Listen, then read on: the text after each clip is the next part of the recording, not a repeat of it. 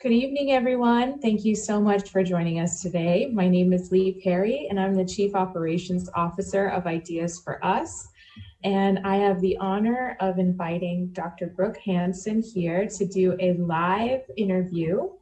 And I encourage you to please watch and ask some questions in the chat. We're very excited at the end to do a short Q&A. But for the most part, we want to talk about climate and food justice today, and a little bit about Dr. Hansen, who is the Director of Sustainable Tourism at the University of South Florida. She is a sustainably focused anthropologist with specialties in food system tourism, Native American studies, and women's studies. So Dr. Hansen, welcome. Thank you so much. Well, thank you for having me. Very excited to share some more thoughts on climate and food justice and what more we can all do for these terrible situations facing us right now. But there's hope. Awesome. Well, go ahead and pull up your presentation and feel free to take it away. Okay. We'll just make sure that you can see my screen here. So you see the PowerPoint coming up. How's that looking so far, Lee? Beautiful. Okay, great. So today I'm going to go through a bunch of different ideas about food justice and climate justice so people can understand what the interconnections are and what more we can do. And there's really a lot to go over because we have to look at the entire food system.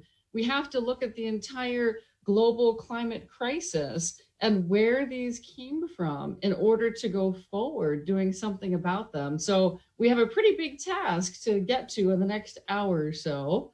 So let's get to it. As Lee said, I'm the Director of Sustainable Tourism at USF, and I'm also the new director of our SDG Action Alliance. We really want to mobilize the Sustainable Development Goals towards this project of understanding and engaging in action for climate and food justice. And why I'm so passionate about these issues. I'm an anthropologist, and we tend to be very holistic in our thinking, and we tend to go deep and broad. And we also tend to think about indigenous cultures and what they have to teach us about living sustainably on this earth, because they did that for thousands of years before our current system was in place. I began my career at the University of Arizona, where I got my PhD in cultural and medical anthropology. And that's where I first began to work with Native peoples. And later I moved on to central New York, where I became engaged in a lot of work with the Haudenosaunee people. Some know them as the Iroquois, but the name for themselves is Haudenosaunee, people of the Longhouse. And when I was talking to a clan mother one day, and I was kind of bemoaning the situation about how the Haudenosaunee have been displaced from their homelands in New York State, swindled in fraudulent treaties. And I asked this clan mother, I said, I'm an anthropologist, I'm an ally, what can I do? And she said, teach your people. Teach your people about the treaties, teach your people about the indigenous lands that were everywhere here in the US before all of us were here. So I pretty much ran back down to my college, which was Ithaca College at the time, and co-founded the Native American Studies program with my husband, also an anthropologist, Jack Rawson. We also began working with Native peoples Kanaka Maoli in Hawai'i.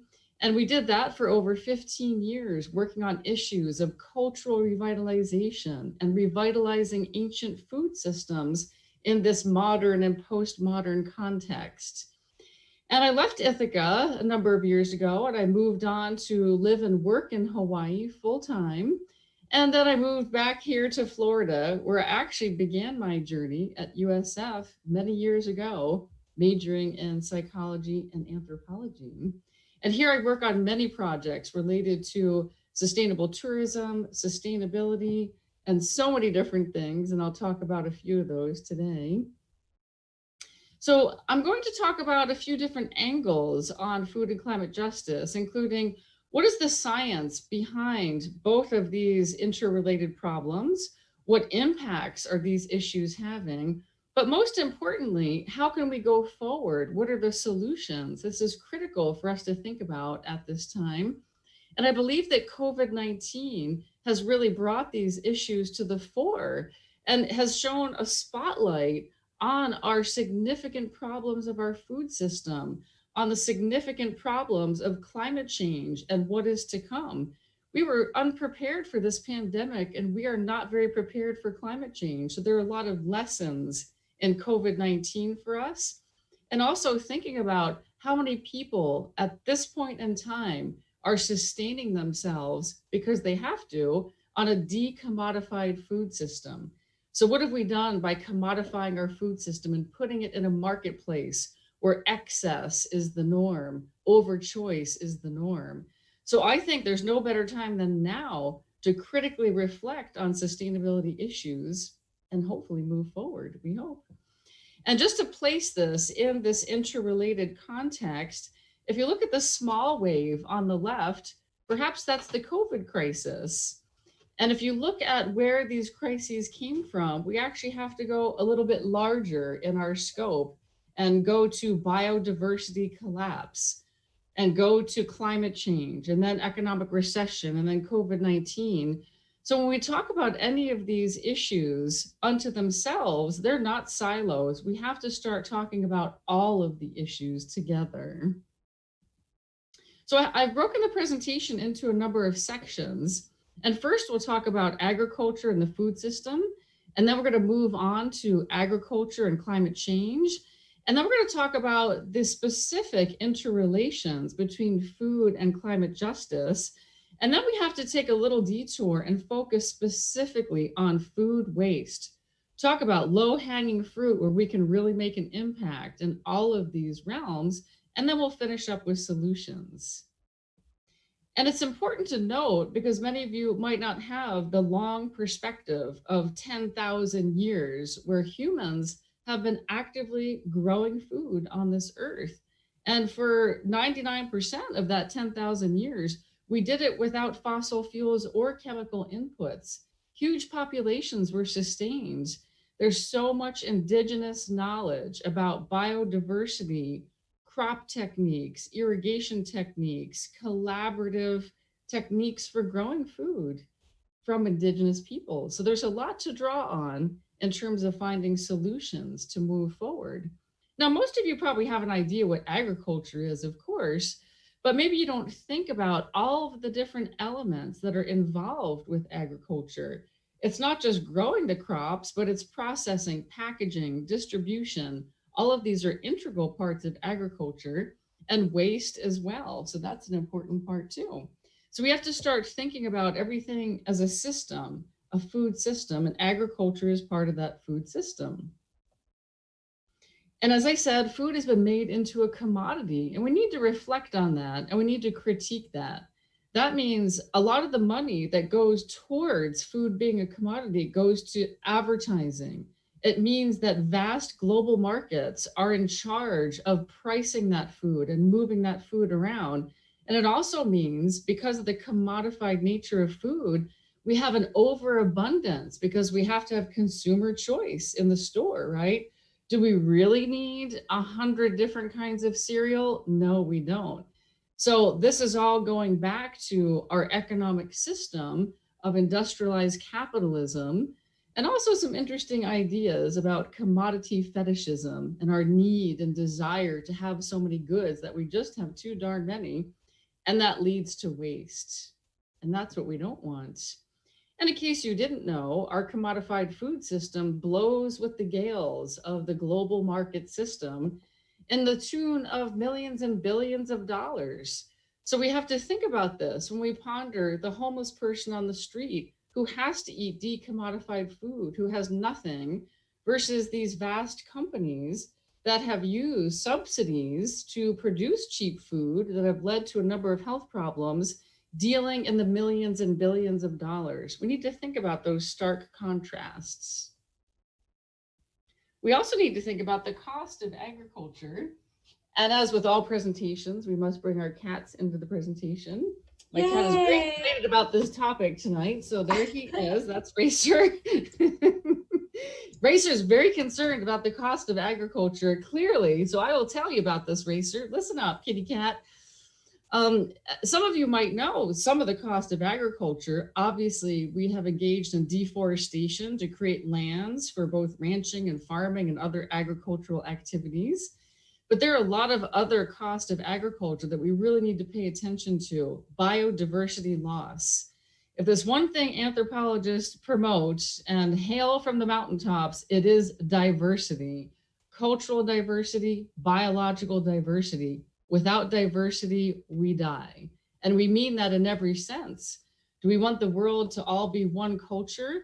Do we want the world to all be one landscape? It can't be that way. We would not survive. Deforestation, which I mentioned, and also the use of fresh water for agriculture. So many costs of agriculture. So we have a conundrum because we need agriculture, right? We need to eat, but also we need to think about another realm too, which is that many people in the world are employed in agriculture. So we can think, oh, that's terrible, all those costs of large industrialized agriculture. Well, gee, let's get rid of that. Wait a minute, we need to eat.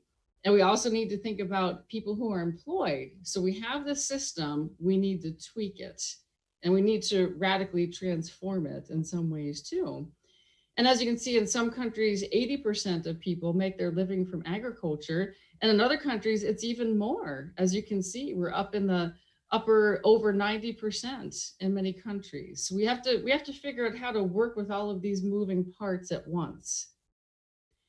And let's talk about food security in agriculture. Now we really start getting into a lot of these interconnections that we have to realize in order to do something about this problem. Obviously, we have scarce resources, land, water, so many other kinds of resources, and we have over 7 billion people in the world. So we have a big problem, and we have to figure out how to better manage our resources, of course, because climate change is upon us. Human populations are growing, and we're only going to see more and more droughts and food shortages. And we know that the gap between the rich and the poor has been growing ever so wide in the last decade, not getting smaller, as some had promised, getting wider with each passing year.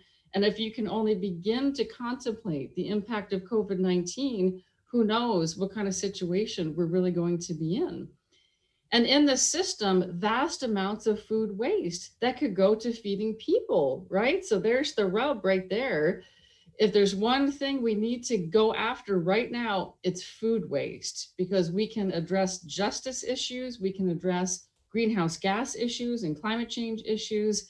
So that's why in so much of the work that we're doing right now, we're really pushing the food waste angle for so many different reasons. And we'll come back to that in a second. But let's talk some more about the impacts of agriculture on climate change and the impacts of climate change on agriculture. As we know, we see a lot of extreme events, and they're being exacerbated by global climate change. We see it every day. Floods, droughts, the fires in California, they've reached records. They've broken records in the last week. Storms, obviously we have one of those after another. And all of these events are made worse by climate change. So we have to be ready. And sometimes we might not think about all of the impacts of climate change on agriculture. We might think of a flood or a drought, but how about pollination rates? Those change too. How about the introduction of more and more pests into our food growing areas? That's happening too. So we have so many issues related to this. So it's not just one thing, many different interrelated issues together. We already know that climate change has already impacted crop yields. And this chart here shows the present change in yields up to 2050. And so we're only going to see this getting worse. And that's from the World Resources Institute.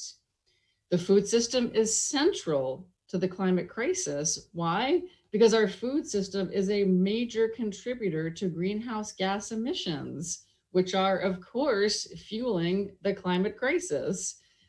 And so this is huge. So if there's one thing we got to go after, of all the things that we do need to address with the climate crisis, let's go after this one, especially because food waste, right, one of our low-hanging fruits here, is also the source of a worse greenhouse gas than CO2, What is that? CH4. Hopefully some of you know what that is. We'll come back to that in a few minutes too.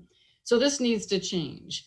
We can't be producing all of these greenhouse gases for nothing because we're just wasting the food anyway. And then the food waste makes even more greenhouse gases. That's just crazy. And here's another way to look at it. In terms of 1/3 of greenhouse gases are emitted from our food system, and that's from EcoWatch. And if you think about it, you might understand, well, of course, our food system produces greenhouse gases because we truck food around. But think about all of the mechanization in agriculture that requires fossil fuels. Have you thought about the tractors, the sprayers, the dusters, the plows, all of the equipment? Have you thought about indoor animal agriculture that happens in factories and all the electricity and fossil fuels that are needed there? So there's so many different angles to ponder. And so just a simple change, like a more sustainable choice, like a pasture-based system, can already radically reduce greenhouse gas emissions. So we have to think about the details, and then we have to think about the big picture too. And climate change is already reshaping how we farm. So I encourage you to look into this series put on by the nation called Taking Heat, Dispatches from the Front Lines of the Climate Justice Movement. So that's a great series that's come about recently. And so here's where we have to start bringing in some theories and some ideas to wrap our heads around this very complicated problem. Here's a great study by the University of Manchester showing that adaptation is not enough. We hear a lot of words, right? We hear sustainability, adaptation, resilience, mitigation. What do they all mean? They're actually all different. Adapting is simply adapting to the changing circumstances. And University of Manchester tells us if we just adapt to the future food demands with the current climate change projections, we are going to be in big trouble. We need to mitigate is what we need to do. Because we could close that gap, maybe the yield gap, by putting more fertilizers on the field. Okay, well, that's actually contributing to a host of other issues if we just dump more fertilizer on the field. We've got to get ahead of this thing. We've got to get in front of it. We need to mitigate it, not just adapt to the changes. We have to stall it is what we need to do. And so what this is a wicked problem. This is what it's actually called in the literature, a wicked problem. Traditional problems maybe were thought of as a little bit simpler. There we have a couple of scribbles showing a traditional problem, maybe two factors intersecting. We have so many different factors intersecting, as you can see on the right. That's why it's a wicked problem. Or if it's easier to think about it this way, think about the world as an interconnected web, which it is. And if we start plucking some strands, it is felt throughout the whole web. So basically, it's what Native peoples have always told us.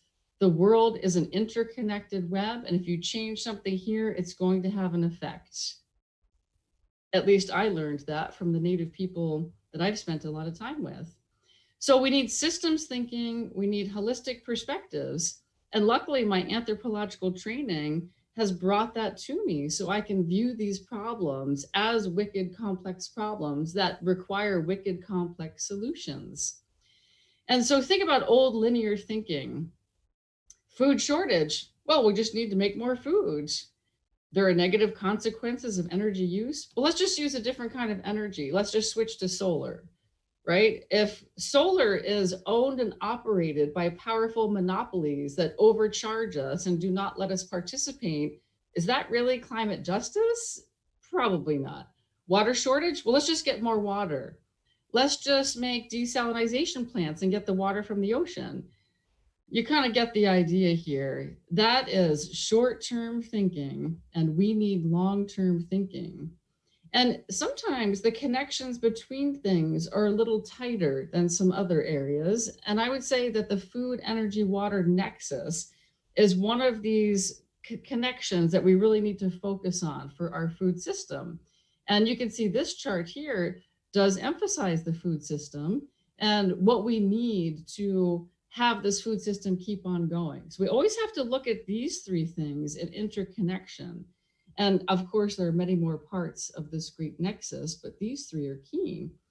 And let's just think a little bit about our approach to things, from disconnection to interconnection, from linear to circular, from silos to emergence, from analysis to synthesis, from isolation to relationships. This is where we need to be moving. Here's another way to think about it. Our linear economy is not sustainable. It will collapse if we do not change it. And many people have pointed out that if you look at Western industrialized capitalism, it's fairly young. And when we look at the long scope of human history, we've seen many things rise and fall. And some people think that capitalism might be on the wane unless major changes are made. Let's take a look at the middle graphic here, the chain economy, where we start bringing things together in a more circular fashion. But if we're still letting our waste exit the system and just be stored in landfills, that's not true systems thinking. So the chart on the right, the circular economy, everything is kept in the system and we close the loop. And actually many companies today have embraced the circular economy, not necessarily because it's more sustainable, which it tends to be, because it actually can save money. So here's a win-win situation. So we need to promote this everywhere. And let's think about some of these interconnections between climate change and agriculture and some tools that can help us see what these connections are. And one is the food print. So I really recommend that you go to this website here and explore it. What is a food print? We've talked about footprints. We've talked about ecological footprints in the past years. And the food print is a way to think about those ecological and other connections through the food that we eat. So that hamburger, which, hopefully you're not really eating hamburger, but maybe you are, your morning meal, what is it connected to in terms of environmental issues, the welfare of animals, farm workers, public health? Have you ever thought about the farm worker when you eat that vegetable? Because we're connected to that person and those people through what we consume in our bodies. So as an anthropologist and someone who teaches at the Patel College of Global Sustainability, we're always thinking about the triple bottom line, the TBL. Are we thinking about people, planet, and prosperity?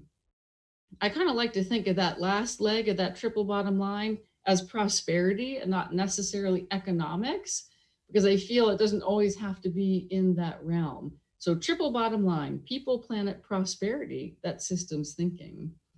Another way to see the interconnections between agriculture, food systems, sustainability issues, climate change, and all those other things is to think about food miles. That really should be part of the cost of our food. How far did that food travel? How much was required in fossil fuels? How much was required to repair roads because that carrot had to go from California to Florida or Massachusetts, had to be transported in a truck that emitted greenhouse gases, that went over roads that then had to be repaired. So if you think about all the different factors that go into how far a food goes and what it really costs to get that food there, well, food would be a little more expensive than it is now, wouldn't it? A lot of companies and our economic system in general considers many of these factors externalities, but they're not. They should be internalities. So let's take a look at some food miles. So here we have watermelons coming from Mexico. We've got, what do we got here? We got a pear coming from Argentina for a whopping 5,000 plus miles. Do we really need to eat a pear that came 5,000 miles? Why can't we eat papayas from Florida? They grow everywhere. Just throw some seeds in, they grow. So these are the things we want people to start thinking about. Where did the food come from? How far did it go? What's the real cost of that food? That gets us into systems thinking.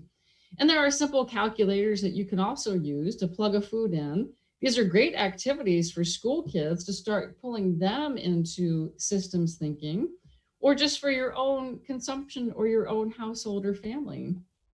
Maybe a fun activity while you're all in the house during COVID and locked in more. Hey kids, let's check the food miles of all these foods. And I had a student who thought they were going to outsmart me once.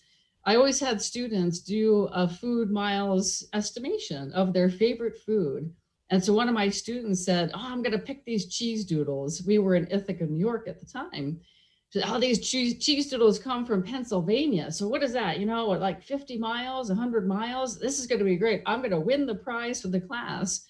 Well, she did those cheese doodles, and guess what? It turned out to be over 10,000 food miles in those cheese doodles when you looked at all the ingredients, the additives, the colorings, the cheese.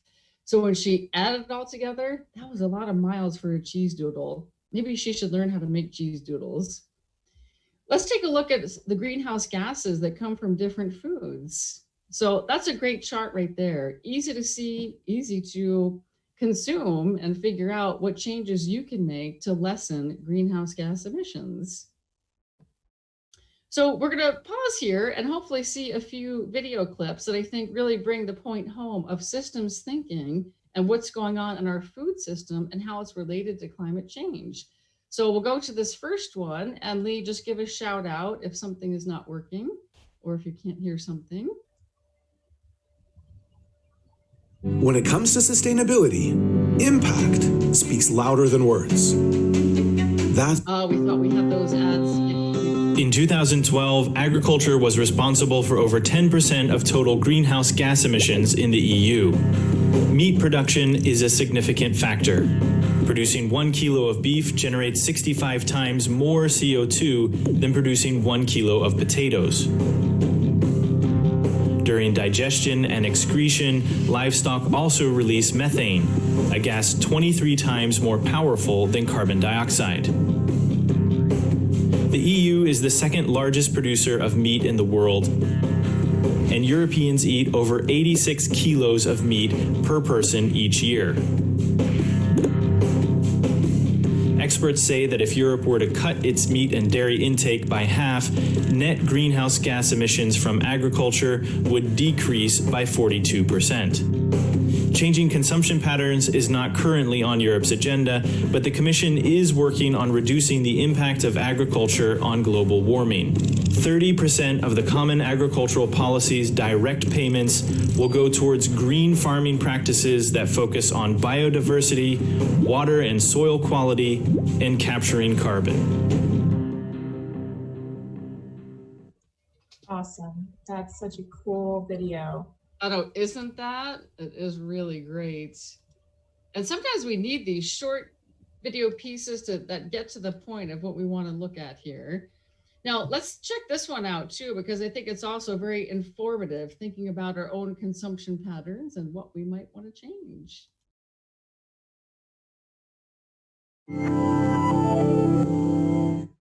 Thanks to the funders of Peril and Promise for supporting PBS Digital Studios.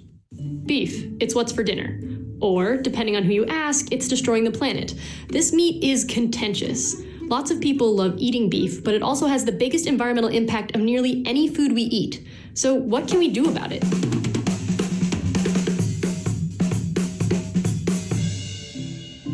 Per pound, producing beef releases more greenhouse gases into the atmosphere than just about any other meat. That's mostly due to methane, which has about 25 times more global warming impact than the same amount of carbon dioxide. Cows produce a lot of methane. Well, actually, all cattle do. Cows are female cattle who have had babies, while most beef comes from castrated males called steers. I'm using cow to mean four-legged farm animal that moves. Most cow methane comes from their mouths and not, the other end. See, cows have a weird multi-chambered stomach. In the first part, called the rumen, microbes break down fibery plants like grass and give off methane as a byproduct. Today, there are 1.4 billion cows walking around belching methane. They're responsible for nearly a tenth of all human-related emissions. Some of that's from dairy cows, but most of it comes from cows raised for their beef. I don't know if you've ever seen a cow up close, but they're massive. It takes a lot of cow food to make that much cow, and a lot of land to make all that cow food. More than a quarter of all land on Earth is devoted to feeding those cows. As a result, beef is one of the top drivers of deforestation, which is mainly happening in tropical forests, some of Earth's most biologically diverse ecosystems. Left to their own devices, trees are carbon-trapping wizards. They pull CO2 out of the air and transform it into wood, which locks carbon out of the atmosphere for a long time. Cutting down trees means they stop taking in CO2, and as trees break down, their carbon makes its way back into the atmosphere. Having too many cows on a piece of land can also cause the soil to break down and release trapped carbon into the air. Methane emissions, deforestation, and degradation of soil, these are just the big players. Our collective love of beef creates a whole pile of other environmental, climate, and health impacts. So altogether, there's a lot of bad sides to beef. But can we make beef better? One place to start is with all those burping cows. We've been breeding cattle to be more and more efficient at turning their feed into flesh and milk. That helps farmers make more money faster, but has the added benefit of slightly reducing a cow's carbon footprint, because the faster it becomes beef, the less time it spends burping. If your main concern is climate and you want to keep eating beef, then you may want to choose feedlot over grass-fed beef. That's because cows grow faster and reach slaughter weight more quickly on grains, and again, the faster they become beef, the less time they spend burping. Farming grains to feed cows creates emissions too, but the cow's shorter life makes up for those extra greenhouse gases.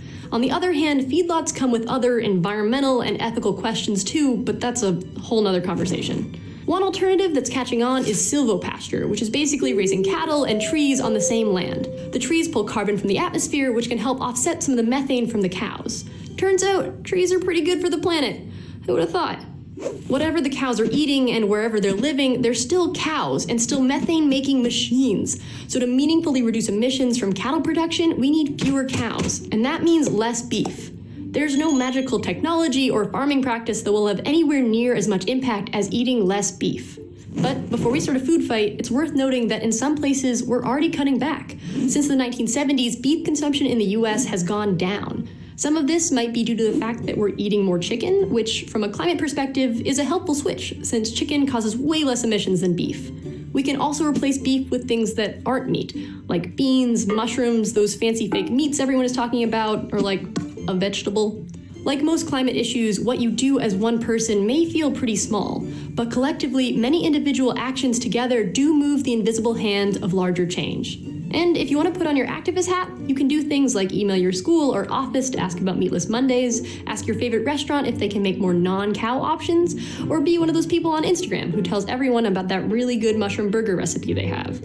Seriously, I have a really good mushroom burger recipe. So even if beef is what's for dinner tonight, who knows what will be on our plates tomorrow? Funding for this episode is provided by these funders. P. Roy and... So there's a lot of great information packed in that 5 minutes, eh? Oh yeah, that was really, really informative. And I think it really brings home the issue of we can start small, right? If you are a meat eater, you can start eating less meat and transitioning. So, but we do need to think about all of the interconnected issues. And bringing up Silvopasture is excellent because I always have my drawdown book next to my desk. And Silvopasture is a way that we can keep pasturing animals and sequester carbon. So that's a win-win situation. And every time I drive by a cow field around here in these parts of Lutz where I live, all I see is grass and there is nary a tree in that field. And I always think, can I knock on the door and start talking about Silvopasture? I really want to, just to let people know there are some other options out there, and that's a good one. And we'll talk more about the drawdown book in a couple minutes. So let's start circling back around to food justice and climate justice and how these interconnect and what more the COVID-19 crisis is teaching us. Very important. What are the connections and similarities and lessons of both COVID-19 and the climate crisis? I'm sure you've seen many of the pictures of the clear sky over LA, of streams and rivers that within a few weeks of having less human impact started to clear. I mean, we can see the regenerative powers of the earth if we can just kind of stop for a few minutes. We've seen some reversals of climate change predictions if we were to continue like that, which of course at some point we will come back to quote unquote normal life. And so here are some people from the Pacific Islands Secretariat kind of pondering, we have to rise to both of these crises. These people in the Pacific, they're already going under from sea level rise. And now they're slammed with the pandemic. They see the connections between these things. Let's look at some powerful quotes that I think get to the crux of the lessons of COVID-19 for our current crises. The climate crisis, it's a force multiplier for social, economic, and racial inequalities. And the coronavirus, same thing, it's a force multiplier. And that highlights the increased vulnerability of some populations over others. Here's another great quote. The inequities underscored by the pandemic show us that equality and justice have to be the foundation of global climate action. In fact, equality and justice have to be the foundation of our healthcare disparities, of so many other issues. And I hope that our country is firmly in this moment of really addressing these inequities.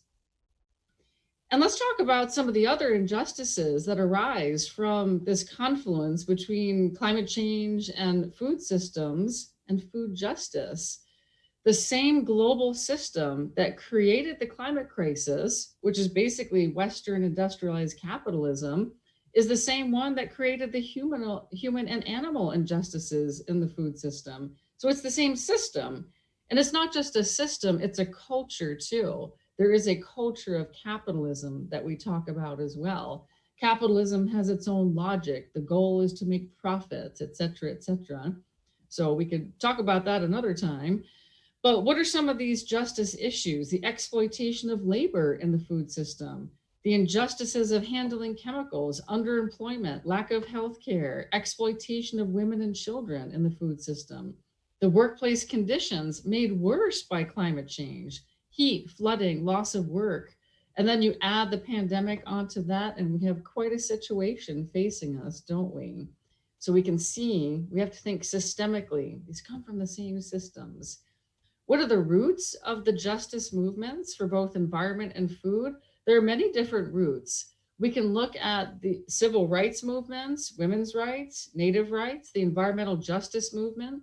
A lot of these arose in the 1960s, some quite a bit before, if we think of the women's rights movements of the 1800s.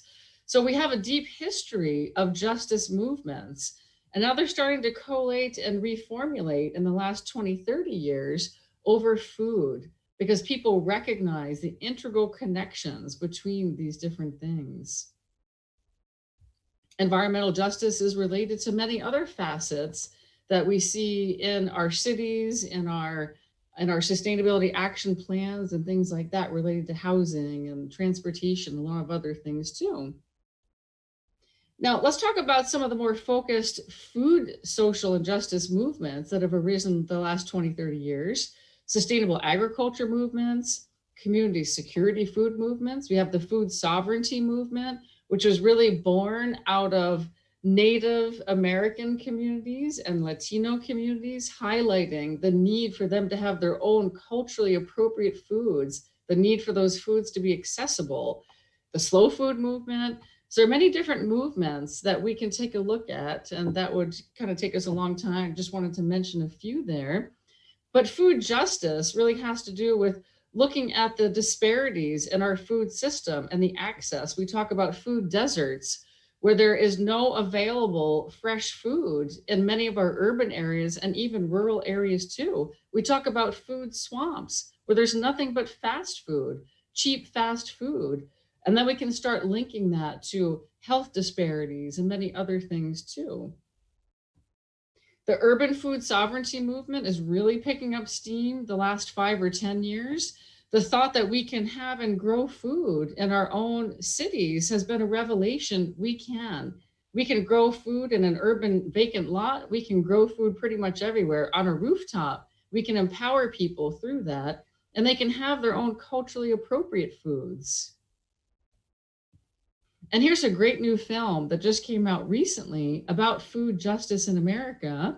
And let's just take a moment and take a look at the trailer for this film, Rooted. And I think I'm just going to blip out of this because I have it pulled up over here for us to take a look at. Oh, I think I got out there. Got to share my screen again. Got to watch out when that menu bar is up on the top. Okay, and my menu bar might not let me access it that way. So let's go back here for a second, back to our presentation, and we will find it from here. Okay. So this film is about Jermaine Jenkins and the activism that she's been engaged in her community, not too far here from Florida. And you can see they have their own webpage, so please do go and check that out. And let's take a look at the trailer. Right now, there are 23.5 million Americans, including 6.5 million children, who live in what we call food deserts.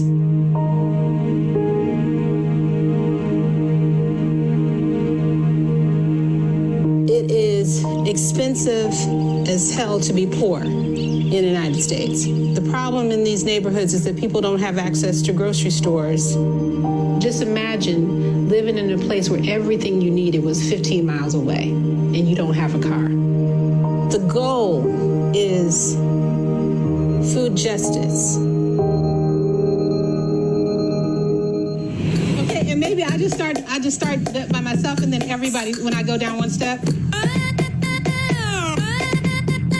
When we came up with the idea of Fresh Future Farm, we went to the city and told them that we were going to take a vacant lot, turn it into a farm, create jobs and beautiful produce at the same time, and a grocery store in a place where there hasn't been one in over 11 years before we started. Here is someone local who understands this is something I can do something about. And Fresh Future Farms comes along, and Jermaine comes along, and they are the civil rights workers and warriors of their generation. This food injustice fight is more important than the Black Lives Matter movement. It's more important. To talk about low income is to talk about Black and brown people. Food desert is more palatable, but food apartheid is what it is. It's by design. Researchers can tell your life expectancy based on your zip code. It's not black on black crime. It's not the police. It's not being incarcerated. It's heart disease and diabetes. We have more control over this food injustice fight than we have over anything else that we face because we lift it up with our hands and we put it in our bodies.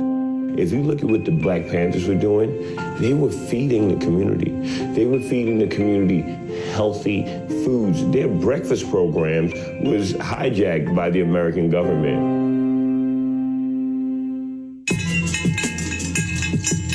Compost is out! When I envisioned the farm, part of the vision was having kids that look like mine tap into their ancestors. Carrots! It smells kind of good. When we started this work, I just wanted to do right by the community and make fresh food accessible. But, you know, what I'm finding is that food justice is putting us on the map.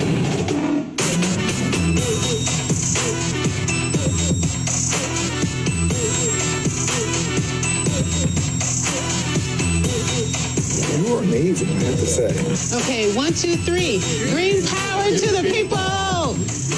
Okay, thank you. All right.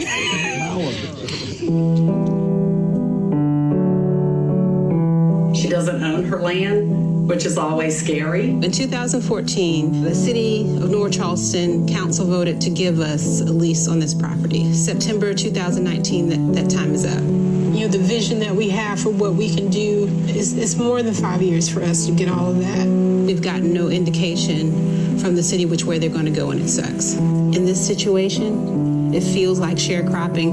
What does it matter at the end of the day if I can't get the resources that I need to employ the people so that we can be where we need to be? I can't even imagine like starting from scratch. It would be tortured, and I don't know if I have it in me. I'll put my family through so much already. This farm is being run by a Black woman, and we're in the South. And in this current climate, people still don't understand or know what to do with that. I know that if I was a man, that I'd have all the money that I needed when I put my vision down on a piece of paper and presented it to people. And if I wasn't a Black woman, the level of disrespect I'm asked to tolerate would not happen. The farm is my baby. Our naysayers don't realize that I will die to make this happen, do whatever it takes. In the pie chart of your activism, there has to be a place for food justice. There's a bag of topsoil. Look at this. I was like putting it out there. I was like, give me a purpose. I have a purpose. And then I met Jermaine Jenkins. What other fruit can we grow? Oh, cake. Cake is not a fruit. There are people all over the country doing community farming. We just got to follow their lead and be happy to embrace somebody like Jermaine. Now, where is our will to support her? If there are more Fresh Future Farms, that means there are more people of color taking control of food access. We want to show people that you can grow your own stuff. And that's kale. The people pay big money for kale. I'm growing people too. That's how you get to community, through food. And what makes it revolutionary.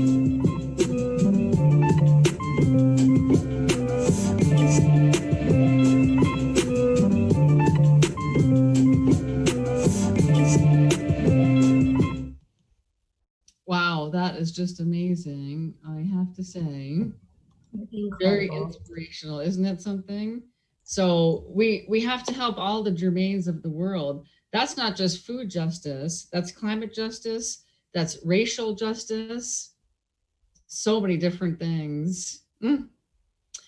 Okay, so let's kind of pick up and talk some more about what we can do and the many interconnected issues going on here.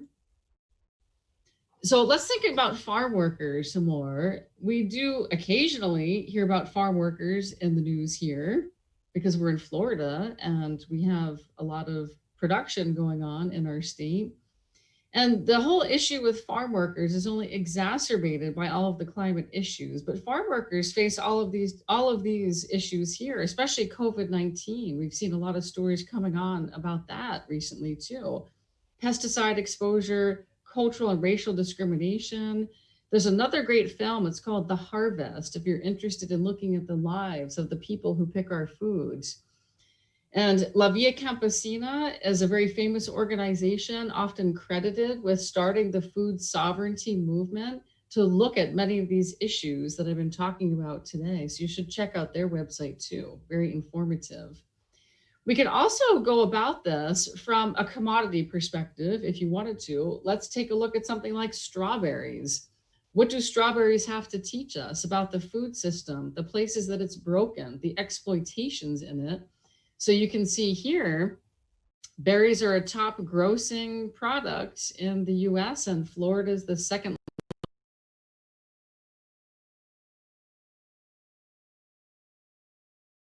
Our working group lists strawberries as part of the Dirty Dozen, so laden with pesticides that perhaps we shouldn't eat them. And as you can see over here, the Food Chain Workers Alliance had to lobby Driscoll so they could get a fair and decent wage to pick those strawberries. So just in strawberries alone, we see corporate control, we see human labor issues, we see pesticide and health issues, and we could do this for a lot of different crops. And as we can see, heat is already taking its toll on farm workers, and the increased heat. We broke another record here in the Tampa area in the last week, and it seems to be getting worse and worse in terms of the projections. But let's think for a second about other parts of the food system. What about the manufacturers, the distributors? Because the food system has a lot of different elements to it, right? So I pulled out these two companies to take a look at what are they doing for climate change, climate justice, food justice, workers, issues like that. So Tesco and Unilever, a grocery retailer and a food manufacturer, actually they are doing some things for climate action. As you can see here, both companies have done life cycle analyses to look at the carbon footprint of their products. Tesco found out some interesting factoids, that the greatest emissions for some products came from production, like milk, where others it came from transportation, like orange juice. And Unilever realized that they could reduce their carbon footprint if they looked at the full supply chain from beginning to end. So both ends, from farmers and consumers. Okay, that's great, and that's climate action, but that's not really climate justice or food justice. Let's take a look why. So with these companies, we've seen a lot of, let's say, trampling of human rights, of the ability of labor to get a fair wage. And the woman on the left here is a mercury worker in Mumbai, India, working for a company producing mercury for Unilever and some of the products that they make. And over here, you see that there have been some issues with Unilever and pensions and worker compensation. So definitely not justice. And if we look at Unilever and Nestle and Kellogg's and their role in palm oil and exploitation of child labor, okay, I guess we don't see a lot of justice happening there either. So these are some of the things that we need to think about, and we might need to hit the panic button and get some help. Maybe the UN Sustainable Development Goals can give us a pathway to that help. They're not perfect, and we could provide some critiques of UN programs in the past, but they have been a major unifying force to look at the interconnections of all of these issues regarding sustainability, and they give us a path forward. And the SDGs say that we cannot have climate action without decent work and reduced inequalities. And those are the kind of packages that we want to see put together, that we can share with each other and have a common frame of reference, which I think is one of the important things about the SDGs. And the SDGs have been involved in a lot of efforts related to our food system and dashboards about trying to reveal and make more transparent that food system around the world. And here's a brand new one that incorporates the SDGs, the food system dashboard. Just came out this summer, so you can play around with that tool if you like. And it helps you diagnose some of the problems in the food system and decide what to do about it. Now let's circle back around to this low-hanging fruit I've been referring to, food waste, and why this is one of the solutions we should really go after to address both climate injustice and the injustices in our food system. I highlight here the late Anthony Bourdain's film, Wasted, which is a really good watch. So you should be able to find it on a number of different outlets, very revealing about food waste and solutions from around the world. And thinking about food waste and injustice brings us back around to the SDGs, because they have taken on food waste head on as one of the major targets that we need to focus on. And so I'll show you some of the initiatives happening. And again, the interconnections of our SDGs moving forward. And to think about food waste for a minute, the more we waste, the more we need to produce, the more exploitation there is, the more greenhouse gases are made. And isn't that an ever downward spiraling cycle that we want to get out of? So we need to understand, what is it? How much are we wasting? And what's the connection between food waste and methane, our CH4, very dangerous and harmful greenhouse gas? How do we measure food waste? Right, we need to understand all of these things if we're going to stop it. And of course, we need page 42 of our drawdown book, because that's where food waste is, as one of our drawdown solutions for the climate crisis.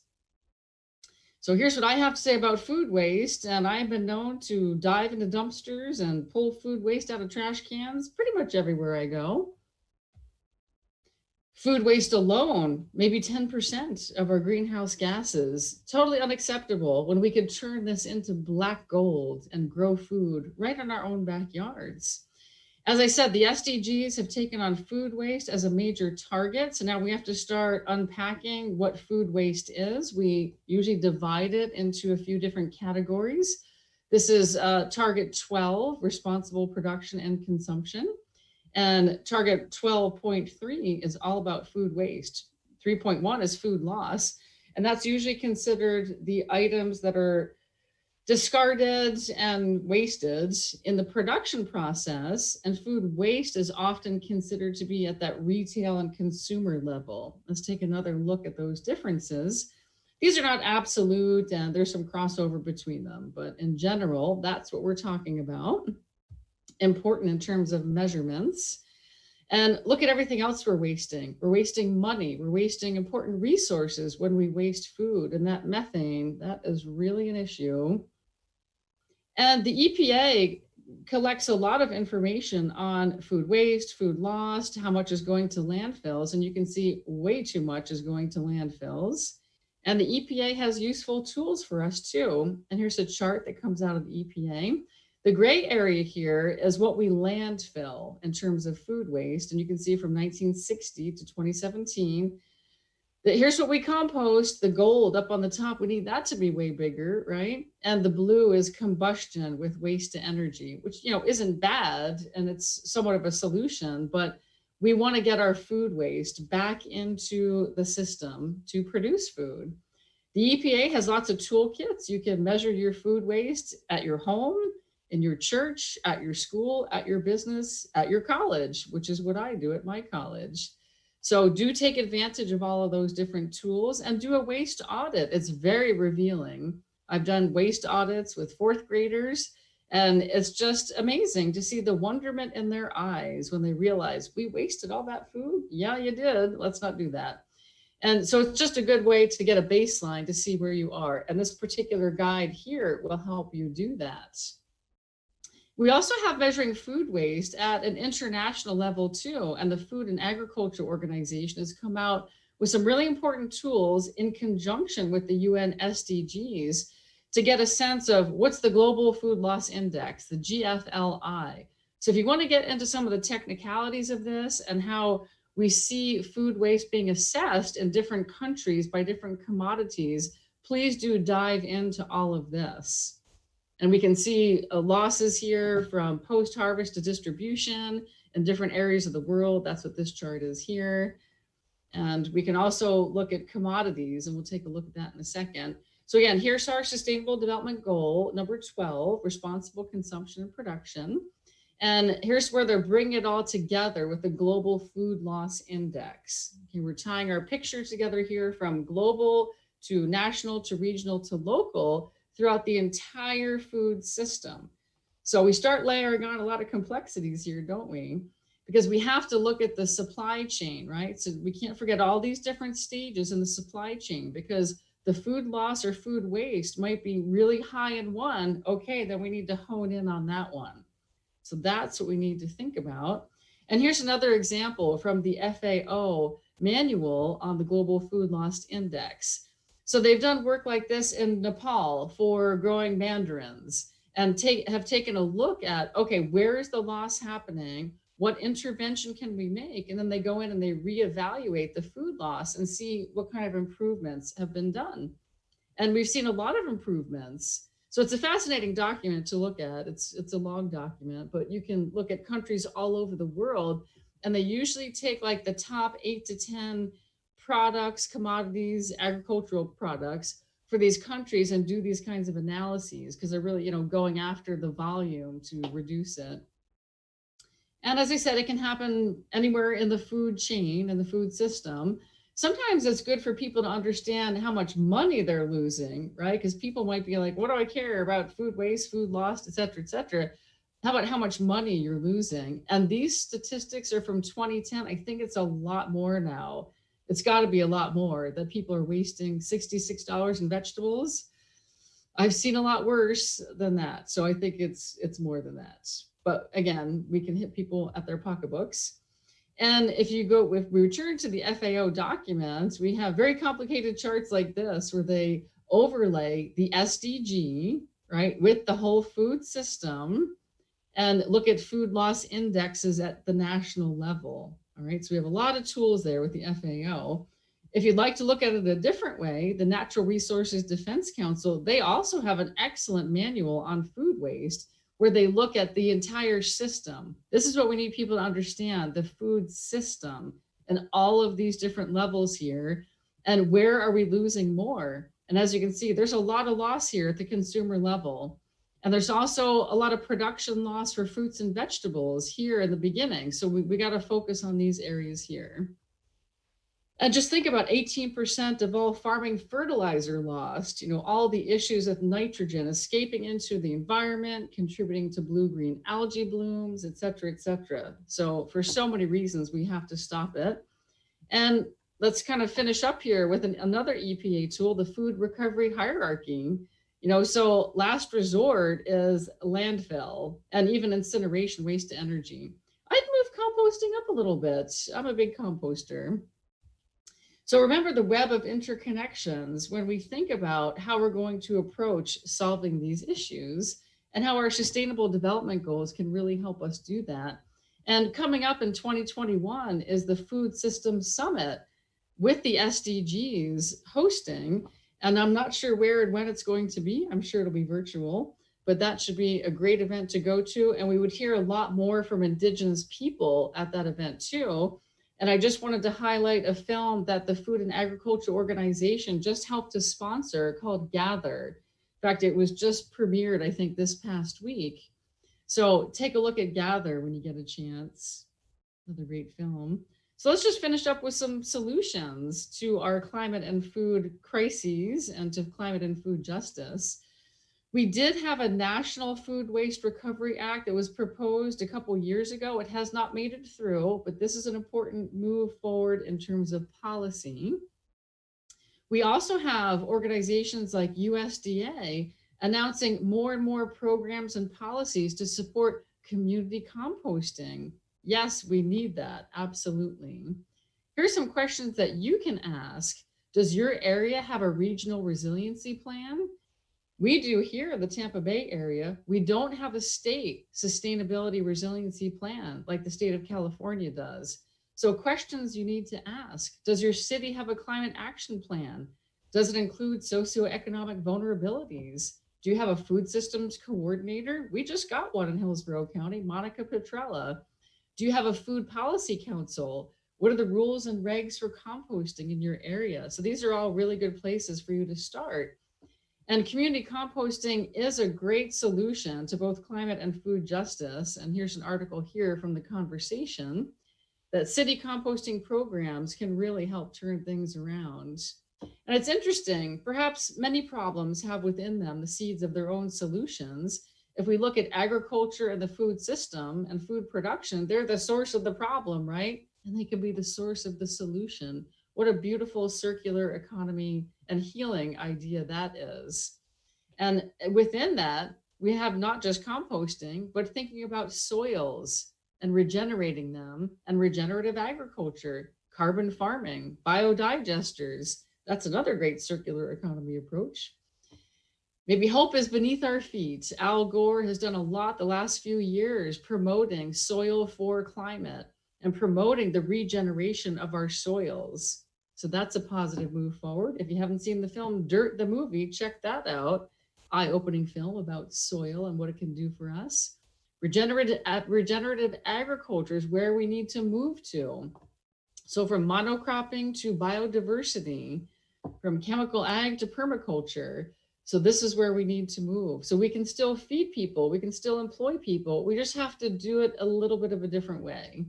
We can engage in carbon farming, farming that literally sequesters more and more of that carbon into the soil.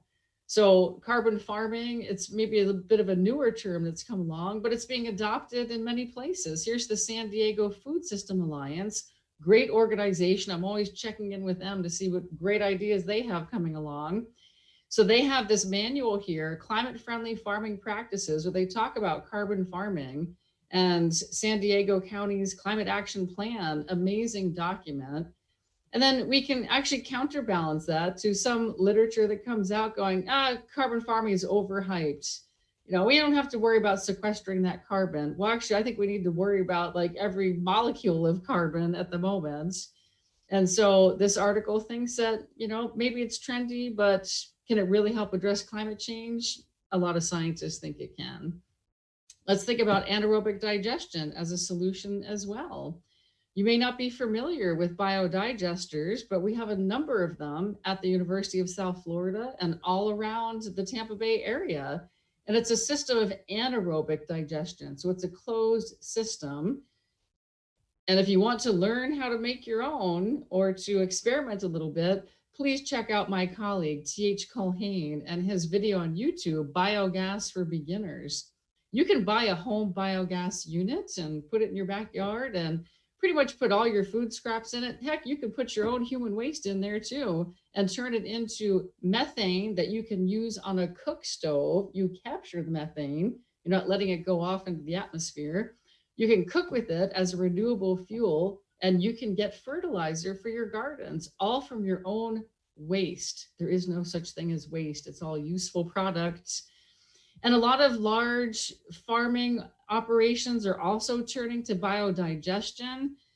But is this a nod in the direction of food and climate justice, or is it a nod in the direction of large energy companies, sort of edible landscapes, food to school linkages, civic agriculture, urban agriculture that I mentioned before, another great solution for both climate and food justice. Fleet farming, which Lee knows quite a bit about, is another great solution to hyper-localize our food production, reduce greenhouse gases, feed the people, think about inequities. So a wonderful example. I'm always touting fleet farming to people I meet who think, what can we do? There's nothing we can do. Well, we'll send you a check in the mail. Yeah, that's right. That's great. You could do a food waste audit. You could talk to your representatives. You could learn different ways to sequester carbon, study your drawdown book. And when people say to you, there's nothing we can do about climate change, have at least 10 of these solutions. You've got a whole bunch in here that you can study. So study at least 10. So when people say that to you, you can whip off 10 to them.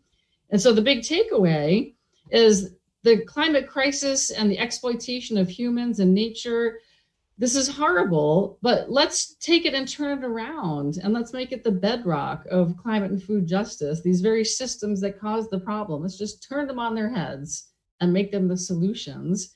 And let's take the lessons from COVID-19 with us forward, that's for sure. And I have to end with a plug for our SDG Action Alliance and our film series for the fall. So check us out on Facebook, and you can send us an email too. So we've already done several of our films. We've got Mission Blue coming up on September 24th. Mossville, When Great Trees Fall, on October 22nd, is about environmental racism. Really important film.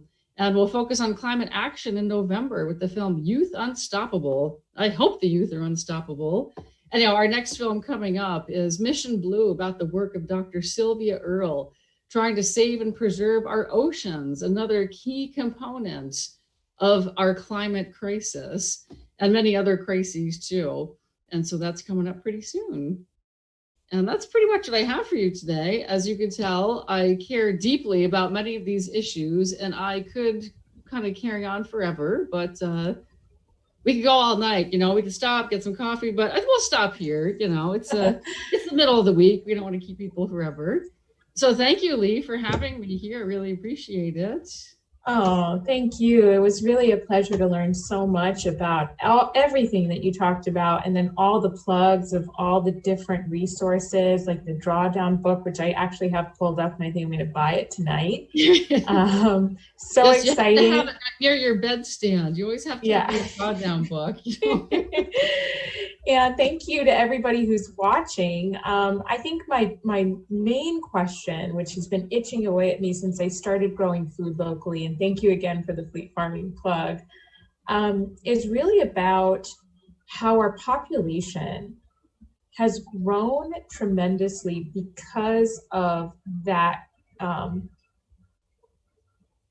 creating food into a commodity type, like mechanical industrial agriculture system that we have, that it basically depletes our soil and just ravages our land. And now, are we at a place where our population cannot just turn back? Yes, we need to steer away from convenience, but at this point, we almost rely on that mechanical farming in order to sustain our population right now. Right. And that's just it's a matter of perspective, because we got into this mess because we thought that the globalized supply chain was a great thing. And obviously we can see, bring a little pandemic along, and we can see how that collapses in the matter of weeks. I mean, really eye-opening. We moved away from local food production. If you look at the available land in any given city or county, you will see there is a lot of unused land that we could be using for food production. There's a big movement in our area, at least, to mobilize faith lands. Who's the largest landowner in America? It's the churches. Usually vast lawns surrounding whatever house of worship they might have. that could be used for food production that aligns with the vision and the values of pretty much every major religion that's out there. We can produce food in our backyards. We can produce food on sidewalks. We can produce food in schools, churches, universities. So I think it's a matter of our imaginations. Why would we think we shouldn't grow food in those spaces? We need local food production. When I lived in Hawaii, Governor Ige put a mandate out to the people. He said, I need to see 20% more local food production in the next few years, because we are not going to be able to withstand a loss in the supply chain. In Hawaii, there is 4 days of food. If the ships stop coming, 4 days, that's it. What are you going to eat? Native Hawaiians had a population of over 500,000 people on the big island of Hawaii, and they sustained themselves through an intensive, complicated system of agriculture that they had perfected over many, many years, the Ahupua'a system, and they fed their people from it, from mountain to sea, a very well-organized sort of system. So the work that I was doing in Hawaii before I came back to Florida was about rebuilding those ancient systems, because they can produce an immense amount of food. So in some places, they have to do this. They have to engage in local food production because they're too vulnerable to the contingencies of the global supply chain. We should all think like an island. Just because we're on the mainland doesn't mean we shouldn't think like that. What if the ships and trucks stop coming here for whatever reason, right? We've just seen that reason. Local food production, I envisioned the People's Papaya Project, where we plant 500,000 papayas.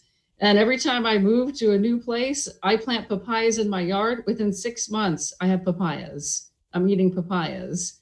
In this, crappy, sandy soil of Florida, you can grow papayas just about anywhere. Why aren't we doing that? I would have it mandated that each household, if they have the space, and even if they only have a patio, produce food and get tax rebates from it. So, I produced 100 pounds of papayas. I got $1,000 tax break from the IRS or from somebody. Anyhow, the People's Papaya Project is what I envision.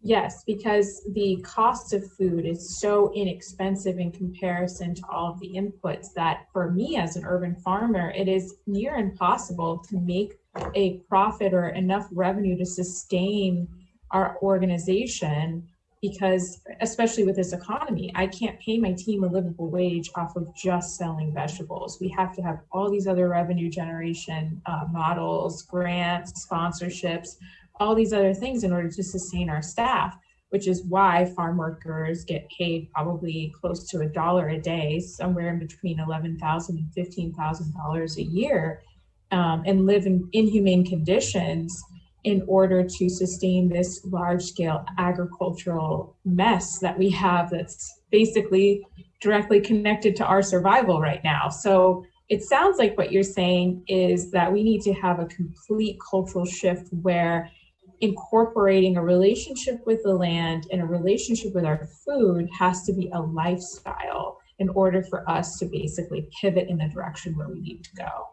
That's right. We have to revalue subsistence production. Subsistence production is pretty much what most of humanity did for 10,000 years. We have to revalue that. We have to be given maybe even time off of our paid job so we can tend our gardens and produce our food and learn how to put up that food and can it, as many of our parents and grandparents did, not that long ago. They lived through the Depression. They learned how to grow their own food. My grandmother had a big garden and she would put up those tomatoes and can all that stuff. So it wasn't that long ago that we thought about victory gardens and self-sufficiency. And if you think about it, maybe it's a national security, right? If you want to frame it that way, that we're more secure in America if we can produce more of our own food. And the other issue is the larger we get with food production, the more chemical inputs are needed. And we know what that's doing to biodiversity. The fact that they spray a lot of those crops of wheat with Roundup or glyphosate before harvesting because they found it was a good desiccant. And now we find 80% of people in a recent study are peeing glyphosate. So we're literally like peeing Roundup. because of all of the other inputs that are put on in that large scale agriculture. So I find that to be unacceptable. The good part of that article is that they found that when people switched to an organic diet, they were able to get the glyphosate and the Roundup out of their system within a matter of weeks. But what if you don't do that and you're consuming Roundup and glyphosate for 20, 30 years? Well, there are a lot of lawsuits about that right now, aren't there? Yeah, and I'm sure there's a lot of studies that need to be done that aren't being done. So there's a lot of other things that we probably don't even know. So that's really a scary thought, but I'm happy that a lot of these things are surfacing now. One question that we have that came in says, what impact are agriculture subsidies having on our food system? And I know that you mentioned this, but I think I would love to learn more too. Those subsidies for those big companies. Right, and this is definitely how we got into part of the mess of our food system right now, a hot mess, as the one video said, is that the government provided subsidies because they were trying to uplift farmers. Okay, in general, that's a fine principle. As we go through time, it's those larger companies that have the lobbyists, that have the staff to make sure that they get those government subsidies.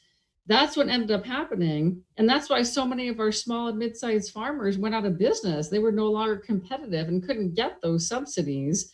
So we see this ever increasing coalescing of farming sort of at the top. And it's been a huge issue. The average age of a farmer is 60 years old. Like, we're in deep trouble if we don't get people excited about farming, local food production, and understanding the real cost of food. What if you took those subsidies away? What is the real cost? We really have to deal with these harsh bottom lines. We have to include externalities. We have to include food miles. And we have to include all of these different things in the cost of food. It can't be an externality. Exactly. I find that so fascinating that we've had a system that has actually gotten to this point where it seems like profit has driven a lot of the decisions over the overall health of our people and of our planet. And it just seems like when does the accountability start? Does it have to be at a grassroots level, or are there people at the top that are actually fighting to see these changes? Well, we do need some people at the top to fight these changes. Let's cross our fingers that we get some, because right now there seems to be a lack of people at the top. But yeah.